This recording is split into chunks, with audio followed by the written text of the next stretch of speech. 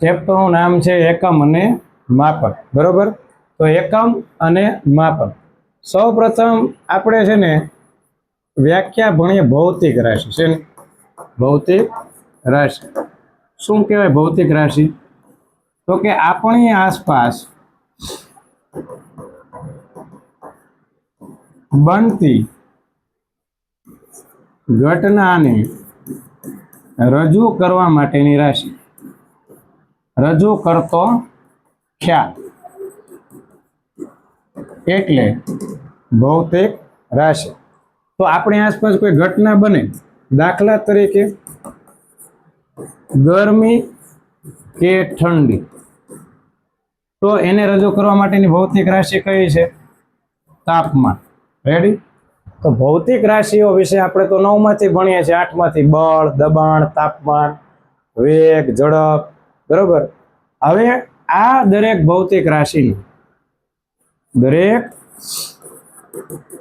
ભૌતિક રાશિના ચોક્કસ માપને શું કહેવાય ખબર છે?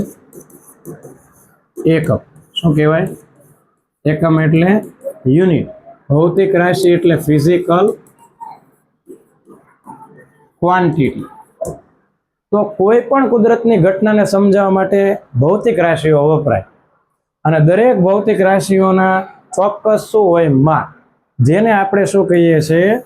એકમ, બરોબર?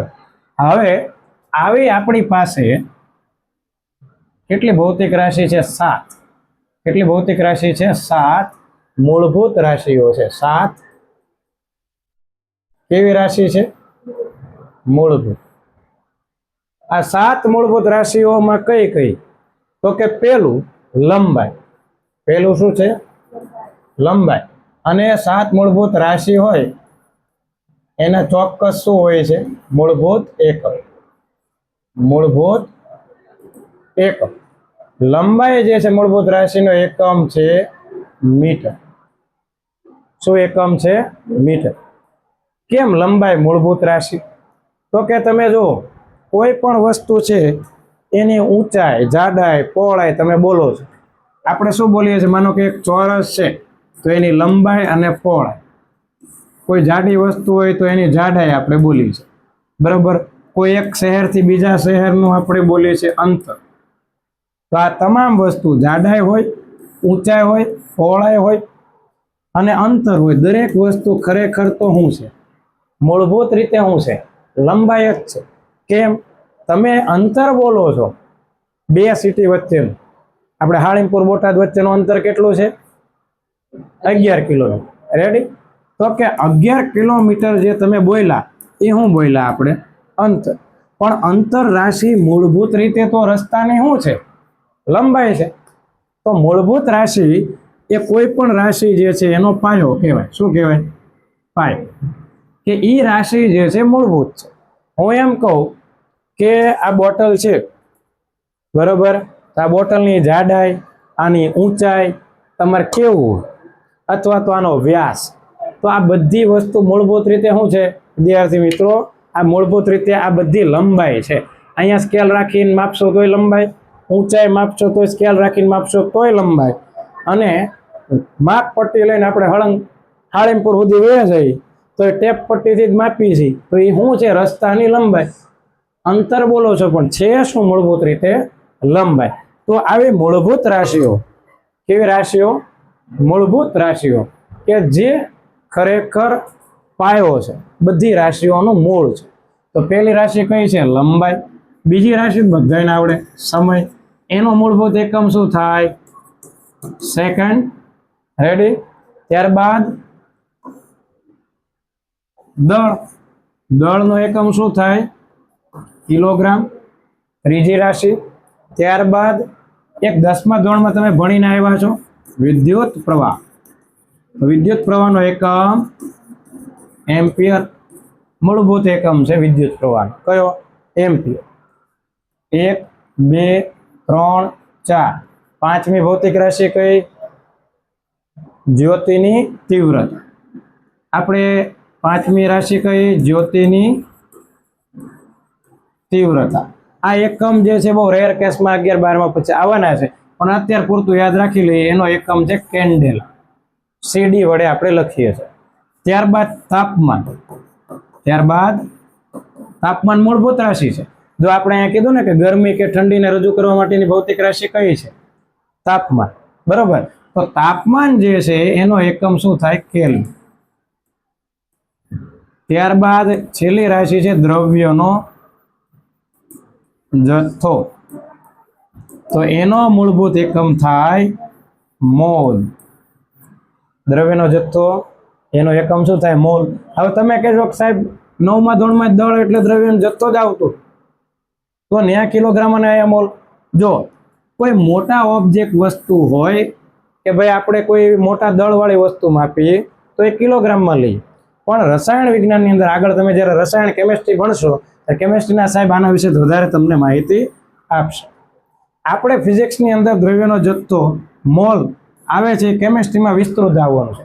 જ્યારે એટોમિક લેવલ ઉપર કેવી રીતે પરમાણુય ગણતરીઓ કરવાની હોય ત્યારે દ્રવ્યના જથ્થામાં એક મૂળભૂત એકમ લેવામાં આવે છે મોલ. દ્રવ્યનો જથ્થો એમાં કેવા હોય? પરમાણુઓ, ઝીણા નાના નાના સૂક્ષ્મ પરમાણુ, અને એને કિલોગ્રામમાં નહીં પણ શેના કયા એકમ વડે આપણે કહીએ છીએ? મોલ. આ મોલ કોન્સેપ્ટ તમારે કેમિસ્ટ્રીમાં વધુ આવશે. 11માના કેમિસ્ટ્રીમાં આગળ મોલ વિશે વિસ્તૃતમાં આવવાનું છે, એટલે આપણે ફિઝિક્સમાં બહુ એની ચર્ચા કરવાની ખાસ થવાની નથી. બીજું, આ 7 મૂળભૂત રાશિઓ થઈ: લંબાઈ, સમય, દળ, વિદ્યુત પ્રવાહ, જ્યોતિની તીવ્રતા, તાપમાન અને દ્રવ્યનો જથ્થો. અને એના આ બધા કેવા એકમો કહેવાય? મૂળભૂત એકમો કહેવાય. આ સિવાયની 2 પૂરક રાશિઓ છે. કે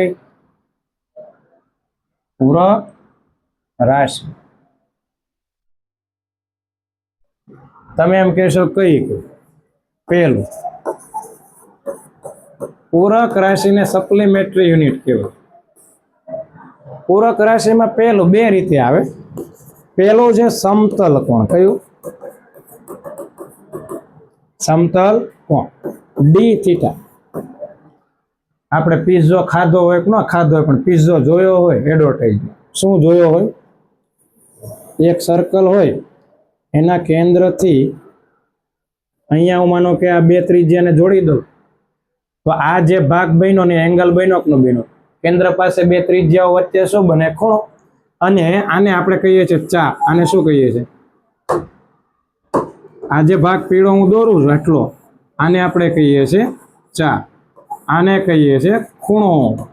અને આને તો ખબર જ છે આપણે શું કહીએ છીએ? ત્રિજ્યા. તો એક સૂત્ર યાદ રાખો, ચા બરાબર તીખું. શું સૂત્ર છે? ચા બરાબર તીખું. ચામાં આદુ નાખો તો કેવું લાગે? તીખું લાગે. કેવું લાગે?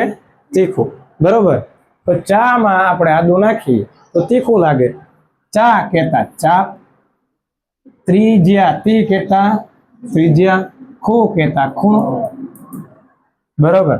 તો આ સૂત્ર છે મૂળ.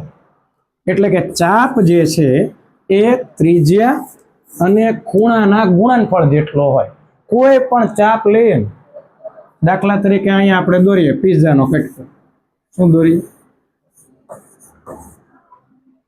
અહીંયા ડીએસ કહીએ છે, ચોપડીમાં હોય પૂછે અહીંયા ત્રિજ્યા. રેડી? તો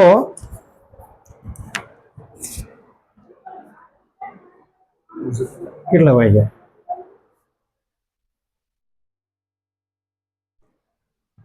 ફટાફટ. તો મહેન્દ્ર સાહેબ આવી જાય પાછા. તમે ઉભા રહો તો વાંધો નહીં, બેહો. ત્રિજ્યા બરાબર, જો ત્રિજ્યા જે છે એને ગુણ્યા શું? ખૂણો બરાબર ચા. તો આ જે ત્રિજ્યા 2 છે એની વચ્ચે શું બન્યો? ખૂણો. એ એવું કહે છે કે જે ખૂણો જે છે એને ત્રિજ્યા ગણો કરો ને તો એની શું મળી જાય? ચા. બરોબર. તો હવે અહીંયા હું સૂત્ર લખી દો આના પ્રમાણે. પિઝામાંથી સૂત્ર બનાવી. ચાપ એટલે શું? જો ચાપ એટલે શું? ડીએસ. ત્રિજ્યા એટલે શું? આર. રેડી? અને ખૂણો એટલે ડી થીટા. હવે આપણે ખૂણો, જો આ સમતલ કોણ છે, શું છે? સમતલ કોણને 2 ડાયમેન્શનલ એંગલ કહેવાય. આપણે માનો કે નીચે રંગોળી દોરી, તો એ રંગોળીમાં તમે આમ દોરો ને તો એ એક એક્સ અક્ષ ને વાય અક્ષની જ અંદર હોય. આ બોર્ડની અંદર હું લખું છું, આ 3D બોર્ડ નથી, આ 2D છે. કેમ 2D? તો કે આમાં આ લંબાઈ અને આ પહોળાઈ, તેમાં જે અક્ષરો છે 2 ડાયમેન્શનમાં જ ફેલાય. પંખો ફરે છે તો એ 2 ડાયમેન્શનમાં જ છે, એક એક્સમાં અને વાયમાં. એ પાછો આમ ઉભળક ફરતો હોય, આમ હાલતો હાલતો બાંગા નાખતો હોય તો એ 3 ડાયમેન્શન થઈ જાય. પણ આ આમ જ હાલે છે, આમાં આમ હાલતો હોય તો પાછો 3 ડાયમેન્શન. બરોબર? તો આ 2 ડાયમેન્શન છે. સમતલ કોણ કેટલા ડાયમેન્શનમાં હોય છે? 2 ડાયમેન્શન, લંબાઈ પહોળાઈ. ટૂંકમાં આ એક સમતલની અંદર છે. તો તમે વિચારો કે આપણે થીટા જે છે એને કરતા બનાવવું તો આ અહીંયા છેદમાં વહી જાય ds ના, તો ds છેદમાં આ એટલે થઈ ગયું ખૂણો બરાબર ચાપ ભાગ્યા ત્રિજ્યા. બરોબર? અને આ સમતલ કોણ એ પૂરક રાશિ છે પહેલી. આ કઈ રાશિ થઈ? પૂરક રાશિ. આનો એકમ શું હોય? તો કે આનો એકમ શું થાય? આ લખાયું હતું રેડિયન. શું થાય? રેડિયન. પૂરક રાશિનો એકમ શું થાય? રેડિયન. કઈ પૂરક રાશિનો? તો કે સમતલ. સમતલ કોણ એટલે ખૂણો. ખૂણો શેમાં માપવામાં આવે છે? રેડિયન. તમને એમ થાય કે સાહેબ આ એકમ સાંભળેલું લાગે છે. આની પહેલાના ધોરણમાં આપણે કેમ સેન્ટીમીટર હોય એને શેમાં ફેરવીએ છીએ? મીટરમાં. બરોબર? આ રીતના પહેલા તમે જો ડિગ્રી આવે, શું આવે? અને બીજો ખૂણાનો એકમ, ખૂણાનો એકમ છે ડિગ્રી ટુ રેડિયન ફેરવવાનું. શેમાં ફેરવવાનું? ડિગ્રીથી રેડિયન. તમને એમ થાય સાહેબ સમજાણું, સાંભળો. આપણે 180 ડિગ્રી સાંભળેલું છે તો એ એક માપ થયું. આંકડામાં જ્યારે માહિતી હોય ત્યારે ડિગ્રી છે. તમને એમ થાય કે 180 એટલે કેટલું થાય? તો કે એક રેખા ઉપર જ્યારે આ આપણે આવું દોર્યું હોય તો તમે જુઓ આ ખૂણો કેટલાનો છે? 90. પછી આ ખૂણો પણ કેટલાનો છે? 90. તો આખો ખૂણો કેટલાનો થઈ ગયો? 180. રેડી? તો 180 ડિગ્રી જે બન્યો એનું રેડિયન લખવું હોય ને તો લખાય પાઈ રેડિયન. શું લખવામાં આવે છે? આ આપણું જે છે ને મંત્ર છે, આ આપણો મૂળ મંત્ર છે. અહીંથી જ આખું આપણે નોખું પાડવાનું બધું. તમને એમ થાય કે એવું કેમ? જો આ જે છે આપણો ગુરુ મંત્ર 180 ડિગ્રી બરાબર પાઈ. અહીંથી જ હાલવાનું. જો એક નાનું ઉદાહરણ કે આપણે ડિગ્રી અને રેડિયનની થોડીક આપણે ઉદાહરણ લઈએ. માનો કે 180 ડિગ્રી છે, ભાગ્યા 2 કરું તો અહીંયા ઓલરેડી તમારે શું કરી દેવાનું? ભાગ્યા 2. ભાગ્યા કેટલા કરી દેશો? ભાગ્યા 2 કરી દો. કે ભાગ્યા અહીંયા 2 કરી દો તો 180 ભાગ્યા 2 એટલે શું થાય? તો કે 90 ડિગ્રી થાય. તો π/2 રેડિયન. π/2 રેડિયન બરાબર કેટલા ડિગ્રી થાય? 90. રેડી? તો આ રીતના આપણે 10મામાં ભણતા જ હતા, કઈ નવું આવ્યું એવું નથી. પણ હવે 11મામાં આવ્યા પછી આપણને નવા જે કોન્સેપ્ટ છે એ આગળ ક્લિક થવા જોઈએ. એવો આ રીતનું હતું. કદાચ એ વખતે આપણને 10મામાં ન સમજાતું જ હોય પણ આપણે વધારે એના વિશે વિચારતા નથી. પણ હવે 11માં વિચારીએ છીએ. તે ચાલો હું એમ કહું કે પાઈ બરાબર કેટલા ડિગ્રી થાય? 180. એક કામ કરીએ 3 વડે ભાગ દઈએ. તો અહીંયા પણ કેટલા વડે ભાગી દો? જે ક્રિયા બરાબરની પેલી બાજુ થાય બરાબરની આ બાજુ, તો જ સમતુલન અવસ્થા રહે. રેડી? તો 180 ભાગ્યા 3 એટલે 60 થઈ જાય. કેટલા ડિગ્રી થાય? 60 થી 180. તો π/3 જે છે એને કેટલા ડિગ્રી કહેવાય? 60. હજી આગળ આપણે એક ઉદાહરણ લઈએ. 180 બરાબર કેટલા રેડિયન થાય? 5. હું એમ કહું કે 180 ભાગ્યા 9 કરી દો તો 9 દુ 18 થાય એટલે કેટલા ડિગ્રી થયા? 20. તો અહીંયા પણ કેટલા વડે ભાગી દેવાના? 9. તો કે π/9 રેડિયન બરાબર કેટલા ડિગ્રી થાય? 20 ડિગ્રી. તો આ આપણે ફેરવું ડિગ્રીમાંથી રેડિયન. શેમાં ફેરવું કહેવાય? ચાલો એક પ્રશ્ન આપણે લઈએ. માનો કે કોઈ તમને એમ કહે કે 45 ડિગ્રી કેટલા બરાબર કેટલા રેડિયન થાય. બહુ સરળ સમજીએ. ઓખણપટ્ટીને કે આટલાય આટલું ને આટલાય કેટલું, એ બધું પ્રાઇમરીમાં બહુ સરળ. આ કેટલા છે આ રેડિયન હોય એટલે કોણ આવે? ફરજિયાત કોણ આવે? પાય આવે. ઓકે, તો પાય આવે એટલે આપણે પાય વડે ગુણીએ, બરોબર. તો એક આપણે બીજી વાત, પાય લાવવો પડે કે ન લાવવો પડે? શું લાવવું પડે? પાય. તો 45 હોય ને એને ગુણ્યા ઉપર પાય ગુણવાના. આ નીચે આપણે કેટલા મૂકી દેવાના? 180 ડિગ્રી. આ ડિગ્રી થઈ ગયા. 45 દો કેટલા થાય? 90. તો 45 દો બીજા ભેગા કરીએ તો 90 થાય. 90 કેટલા? 180. તો 45 ચોકા 180. મતલબ આ જવાબ આવવાનો છે π/4. લ્યો 45 ડિગ્રી શેમાં ફરી ગયા? રેડિયન. ત્યારબાદ હજી એક ઉદાહરણ લઈએ. 60 ડિગ્રી બરાબર કેટલા રેડિયન થાય? બહુ સરળ છે. આપણે કઈ કરવા નહીં, 60 ડિગ્રી લખ્યા. રેડિયન એટલે ઉપર શું લાવવાનો? પાય. તમારે ખાલી યાદ રાખો કે રેડિયન એટલે ઉપર લાવવાનો પાય. તો પાયની નીચે શું મૂકી દેવાના? 180 ડિગ્રી. સર યાદ નથી રહેતું. આ છે ને બીજી ત્રીજી વખતે તમે ભણ્યા ને ત્યારે બહુ ભૂલાય છે કે સાહેબ પાય ઉપર લઈને 180 ગોળે ગુણવાના કે 180 ને પાય વડે, ત્યાં લોચા પડી જાય. કોઈ જ ચિંતા. ક્લાસમાં ભણ્યા પછી જો તમે આ જોતા હોય તો તમને ખબર પડી જાય કે રેડિયન એટલે ઉપર લાવવાનો પાય. તો હેઠે શું મૂકી દેવાના? 180. 0 0 ગુજરી ગયા, બરોબર. 0 0 કટ. 0 0 કટ. રેડી. તો હું વધ્યું 6 તેરી 18. તો જવાબ આવશે π/3. તો અહીંયા શું આવી જશે? ક્ષેત્ર. આવડે કે ન આવડે? રેડી. આ વાત થઈ ડિગ્રીમાંથી રેડિયન. તો રેડિયનમાંથી ડિગ્રી ફેરવવાનું હોય તો રેડિયન ટુ ડિગ્રી. રેડિયનથી ક્યાં જવાનું છે? ડિગ્રી. માનો કે તમને આપ્યું છે પાય રેડિયન. કેટલા રેડિયન છે? તો કેટલા ડિગ્રી થાય? 180. હું એમ કહું, ચાલો ક્વેશ્ચન જ આપી દે કે 20 રેડિયન આપ્યું છે, માનો કે π/3, અને એના રેડિયન કેટલું? સોરી, શું લેવાનું છે આપણે? ડિગ્રી. તો આપણે પહેલા લખી દો π/3. શું લખી દો? હવે ડિગ્રીમાં જવાનું હોય ને ત્યારે આપણને ખબર છે આંકડા લાવવાના, પાય કાઢવાનું. શું કાઢવાનું? બરોબર. તો પાય કાઢવો હોય તો ગુણાકાર લખો. પાય કાઢવો હોય નીચે શું લખવાનો? પાય. રેડી. તો આપણે શું મૂકશું? આવી ગયા? આવું 2 મિનિટ. તો પાય કાઢવાનો રેટે પાય મૂકો તો ઉપર શું મૂકી દેવાના? કોઈ દી ભૂલાય નહીં. બરોબર વિદ્યાર્થી મિત્રો, ચાનો ટાઈમ થઈ ગયો છે અને જીવન આજ આવ્યો નથી. પાય ગુજરી ગયા. 180 ભાગ્યા પાય 3 6 18. 60 ડિગ્રી થઈ ગયા. કેટલા ડિગ્રી જવાબ આવશે?